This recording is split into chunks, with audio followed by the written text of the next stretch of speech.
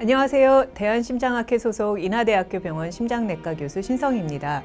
건강검진에서 관상동맥 석회화가 보였다는 결과를 가지고 심장내과 외래에 방문하시는 분들이 종종 있으십니다. 관상동맥 석회화에 대해 들어보신 분들도 계시겠지만 생소하신 분들도 많을 겁니다. 오늘 대한심장TV에서는 단어도 어려워 보이는 관상동맥 석회화에 대해서 쉽게 말씀드려 보겠습니다.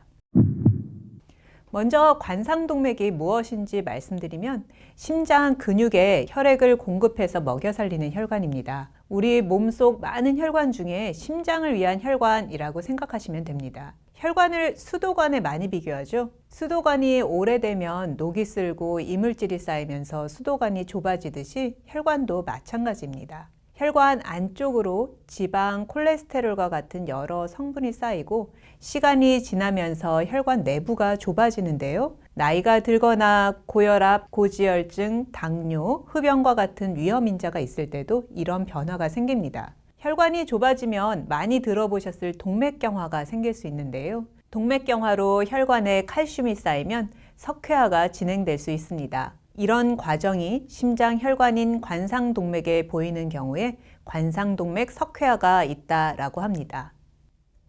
건강검진에서 심장 CT를 찍으면 관상동맥에 침착된 칼슘의 정도, 즉 석회화된 정도를 측정할 수 있는데요. 이 결과를 이용해서 심혈관 질환에 대한 위험도를 평가하기도 합니다. 또한 향후 고지혈증과 같은 질환의 치료 계획이 확실하지 않았을 때 치료 방향 결정을 위한 자료가 되기도 합니다. 하지만 관상동맥에 생기는 여러 질환 중에는 성상에 따라 CT에서 칼슘이 보이지 않는 죽상동맥경화도 있기 때문에 이러한 관상동맥 석회화 정도가 심장 발작과 같은 치명적인 심혈관계 사건에 대한 위험을 절대적으로 예측할 수 있는 검사는 아닙니다.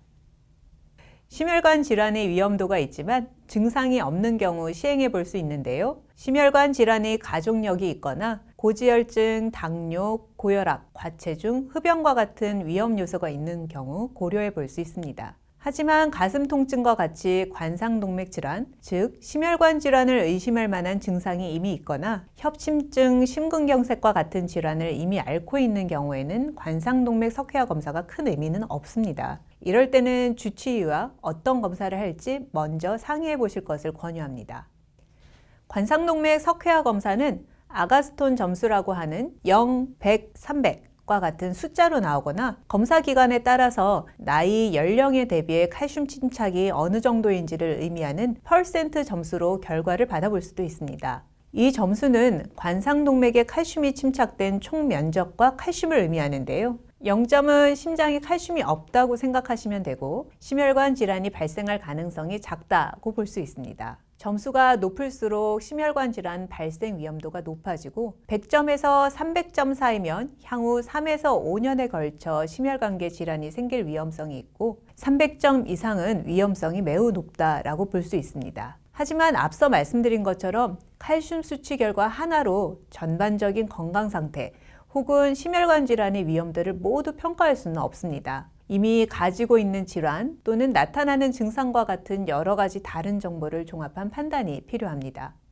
검사 결과나 증상 여부에 따라 운동 부하 검사, 관상동맥 조영술과 같은 추가 검사를 할 수도 있습니다. 현재 약물 치료 중이신 분은 치료를 유지하거나 약제를 추가 또는 변경하기도 하는데요. 약제 중에 가장 흔하게 사용되는 것이 동맥경화의 진행을 늦춰주는 것으로 잘 알려져 있는 스타틴과 같은 고지혈증 약제입니다. 하지만 이런 약제를 쓴다고 해서 석회화가 없어지거나 증상이 좋아지는 것은 아닙니다. 특별한 증상이 없는 경우 석회화가 남아있는 자체를 지나치게 걱정할 필요는 없지만 기존에 고혈압, 당뇨와 같은 위험 요소가 있으면 이를 잘 조절하는 노력과 본인의 생활 습관을 재점검해 보는 것이 필요합니다.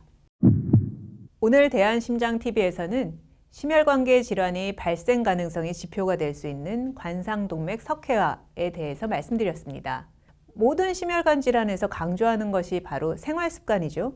건강한 식생활, 적절한 체중 유지, 규칙적인 운동, 금연과 같은 일상에서의 노력이 필요합니다. 관상동맥 석회화라는 생소한 이야기를 들었다고 해서 너무 당황하지는 않으셔도 됩니다. 몸에서 보내주는 경고 신호라고 생각하시고 건강한 생활 습관을 유지해 주시고 전문의와 상담을 통해 필요하다면 적절한 치료를 받으시길 바랍니다. 감사합니다.